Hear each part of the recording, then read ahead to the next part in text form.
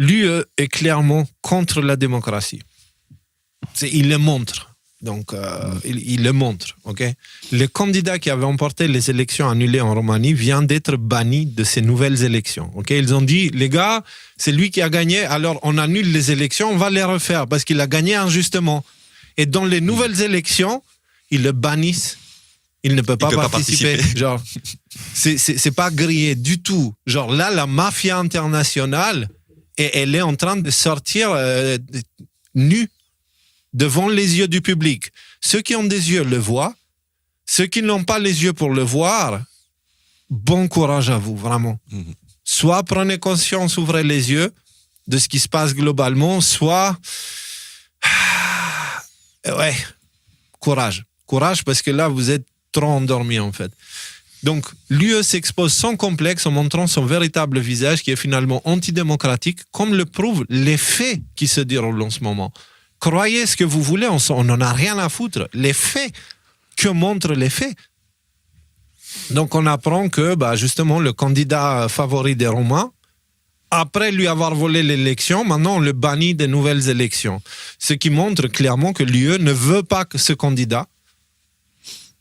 Et on avait expliqué dans cette émission, pourquoi l'UE continue l'ingérence roumaine. Pourquoi? En peu de mots, c'est l'OTAN qui a besoin d'utiliser l'Ukraine comme un point central de tout leur trafic d'armes et de cash. La Roumanie, pardon. Comme un point de livraison, pour envoyer, comme une base en fait, pour leur argent sale, leurs armes sales. En même temps, il n'y a pas d'armes propres, mais bon. Après, il faut bien voir un truc, c'est parce que je cause en ce moment avec quelqu'un qui est, tristement trop perméable à la rhétorique officielle comme ça. Et effectivement, quand tu leur parles à ces gens-là, on te dit oui, mais... Et là, tu insères l'excuse bidon officielle qu'on te marque dans les journaux pour justifier Oui, mais en fait, c'est un agent russe. Oui, mais en fait, il est fasciste. Oui, mais en fait... Donc, tu vois, faut voir un petit peu si on essaie de détricoter les mécanismes. Il y a toute cette... on te donne une raison... Voilà, qui peut être un mensonge absolu, une opinion. Ah oui, mais c'est un complotiste. Et après, ça, c'est la justification qui est donnée pour dire, ok, d'accord, ils font des trucs dégueulasses, mais en même temps, si c'est un complotiste, mais en même temps, si c'est un agent russe. Donc, cette rhétorique est intéressante à comprendre. Je veux dire, qu'importe, en quoi ça te regarde si le peuple roumain veut l'avoir comme président, en quoi ça te regarde, je veux dire. Moi, ça me regarde pas, moi, mais arrête de m'engueuler. Non, mais c'est la personne imaginaire qui te répond ça. Je suis d'accord avec toi.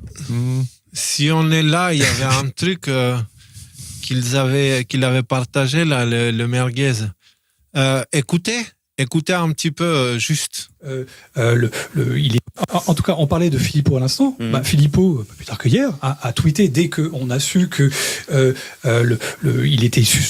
sa candidature avait été suspendue. Donc il ne peut plus candidater. Ce candidat d'extrême droite, a tweeté instantanément. Il ne peut plus candidater ce candidat d'extrême. Il faut qu'il mette ça. Là, tu vois la manipulation. Tristan, t'es grillé, mais grillé. La merguez, là, il n'y a plus d'eau dedans du tout. C'est devenu du charbon, le truc. Bon, tout de suite, en disant, c'est l'Union européenne qui, d'une manière ou d'une autre, a empêché ce candidat de s'exprimer en Roumanie. Oubliant évidemment que la Roumanie est un pays totalement souverain, mais ce qui est souverain avec des liens directs de Soros, qui ont financé des gouvernements, des médias, des trucs avec USAID et tout ça, oui, c'est vachement souverain. Ouais. Ce qui est intéressant, c'est qu'évidemment, ça va taper dans tout l'imaginaire de la dictature de Bruxelles, de la dictature de l'Union européenne. Et de pilonner l'Union européenne, je rappelle que Philippot est quand même un militant du Frexit. Donc, ce moment-là est clairement instrumental. Donc blablabla, et puis vers la fin, la vraie, les citoyens de s'exprimer, etc. Alors encore une fois, toujours grande précaution sur un processus. Il y a des enquêtes qui sont en place, il y a la justice est saisie. Étudie le dossier, bien donc sûr. nous on se prononce absolument pas là-dessus. Moi. Dans ce cas, Tristan, ferme ta gueule en fait. Toute la première partie, pourquoi tu l'as annoncé? Pour dire à la fin, mais en fait, on n'a absolument aucune idée de quoi on parle, on essaie juste de manipuler les gens et on bouge les mains pour paraître plus intelligent. Mais ce qu'on raconte, c'est des conneries complètes parce qu'on n'a aucune preuve, rien. Indépendamment de Le ça, Conseil constitutionnel indépendamment n'a de ça, donné strictement aucune raison. Il n'a donné aucune explication. Il ne s'est pas répondu. C'est tous les réseaux Soros qui ont touché les cours suprêmes, les machins, etc. Un peu partout, qui émettent une décision arbitraire parce que sinon ils n'ont pas de sous, ils n'ont pas d'influence. Ils vont perdre leur position. Et vu que, rappelez-vous, les États-Unis ont arrêté l'USAID, ils ont demandé de l'argent à qui? À l'Union européenne. Donc, ils vont suivre les directives de qui? Non, Nico, non. L'Union européenne va donner cet argent juste comme ça, sans demander quoi que ce soit. Tu vois? C'est comme elle a fait avec l'Ukraine. Elle a donné cet argent comme ça. C'est pas comme si elle l'avait prêté avec des garanties qui, en gros, ils ont acheté l'Ukraine, en fait, le terrain, quoi, tu vois. Le comble du cynisme, c'est que le dernier recours de Georgescu, ça serait de s'adresser à Cour européenne des droits de l'homme. Ouais. Hey, fais-le, Georgescu, fais-le, vas-y, tu verras. Les gars, maintenant, on a toutes ces choses-là qu'on est en train d'aborder, mais je vous propose de passer à un sujet qui est essentiel dans cette période-là, parce que on est dans cette période où on voit des camps s'affronter. Et on a naturellement tendance à vouloir se poser dans le camp du bien. Tu vois? Et du coup, on observe les camps et puis on voit lequel semble être le camp du bien et de s'identifier avec.